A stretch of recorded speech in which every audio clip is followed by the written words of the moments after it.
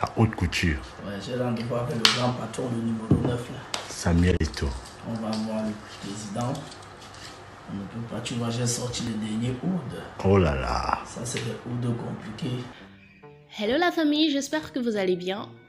Aujourd'hui, nous allons parler de ces influenceuses qui n'influencent pas, ou du moins qui n'influencent plus. Si tu viens d'arriver sur la chaîne, abonne-toi, like, partage, car les anciens te diront que s'abonner à YouTube et ne pas cliquer sur la cloche de notification ne sert à rien. Pourquoi? Tu ne verras jamais les notifications de nos prochaines vidéos. Donc tu sais ce qu'il te reste à faire. Tu t'abonnes, tu likes. La sollicitation de certains par le COCAN pour promouvoir la CAN sur les réseaux sociaux ne plaît pas à tous les internautes. Pourquoi? Et qui sont déjà ces personnes qui ont été sélectionnées? Ils sont Laura Dev, Valérie Ayena, Cédric Dawa, Atom Blogger, David Eto'o, Dania Ebongue, Darish Ndei, Pepa Zozwa, Coco Emilia et Nathalie Koua. Entre autres web influenceurs et créateurs de contenu à avoir été sollicités par le comité local d'organisation de la Coupe d'Afrique des Nations 2021, en abrégé COCAN, pour la promotion et la valorisation de cette compétition à venir au Cameroun. Au cours de quelques rencontres organisées avec ces différents acteurs, le président de la COCAN, par ailleurs ministre des Sports et de l'Éducation physique en abrégé MINSEP, leur a présenté les enjeux, les défis et les opportunités de l'organisation de la dite CAN. Oui, la CAN. Pas la CAN qui sera sucrée, mais la CAN en elle-même, CAN.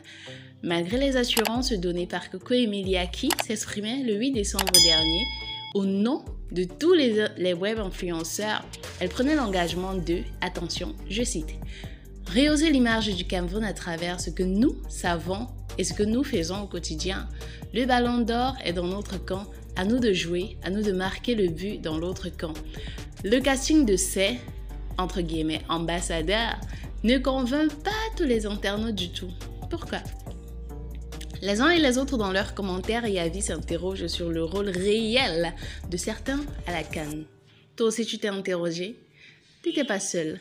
Sur la toile, les commentaires, les critiques se tissent de plus en plus. Les profils des uns et des autres sont passés au peigne fin entre railleries et insultes. Tout fuse. Attention, je cite. Leur rôle, c'est quoi au juste? Fin de citation. S'interroge avec beaucoup d'humour un internaute. Mêlant son interrogation à la raillerie, il indique que dans les pays sérieux, je sais pas de quel pays est-ce qu'il parle, on fait appel aux anciennes gloires du sport pour promouvoir un événement sportif. Il dit encore, attention, je cite, « Chez nous, on fait appel à qui? Aux influenceuses. Qu'influencent-elles? Et qui influence-t-elle réellement ?» écrit-il. Marlène Mboutou également ne comprend pas la raison qui a conduit le COCAN à faire appel à ses créateurs de contenu et de polémiques sur les réseaux sociaux. Pour elle, ce travail demande des profils plus professionnels et plus qualifiés. Dans une tribune, l'ancienne candidate à la présidence de la FICAFOOT explique, attention, je cite, « La communication institutionnelle est une affaire sérieuse, surtout lorsqu'il s'agit de promouvoir les valeurs autour d'un événement mondial comme la Coupe d'Afrique des Nations. » Fin de citation. À cet effet, l'activité de nos web influenceuses depuis leur désignation nous démontre à suffisance qu'il n'y a aucune plus-value que notre pays engrange en associant leur image à cet événement qui a coûté des milliards aux contribuables camerounais. Seriously, what the fuck are you doing? Dit-elle encore. D'ailleurs, l'on peut relever que sur les pages Facebook de certains, l'influence sur la CAN tarde à prendre corps. Chez Nathalie Koua par exemple, qui totalise 1 569 317 abonnés, la dernière publication se rapportant à la CAN date de 5 jours avec 29 000 likes, 2000 commentaires et 100 partages. Chez Coco Emilia qui compte 695 000 abonnés, la dernière information sur la CAN remonte à 6 jours avec 2000 j'aime, 100 commentaires et 19 partages seulement.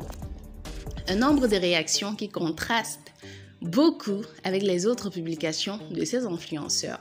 La question que moi je me pose cependant est celle de savoir, est-ce qu'on prend des influenceurs pour promouvoir la CAN, c'est-à-dire pour pousser des personnes à liker des publications, ou alors est-ce qu'on prend ces personnes-là pour motiver les jeunes à s'intéresser davantage au football camerounais, au football africain, au football mondial?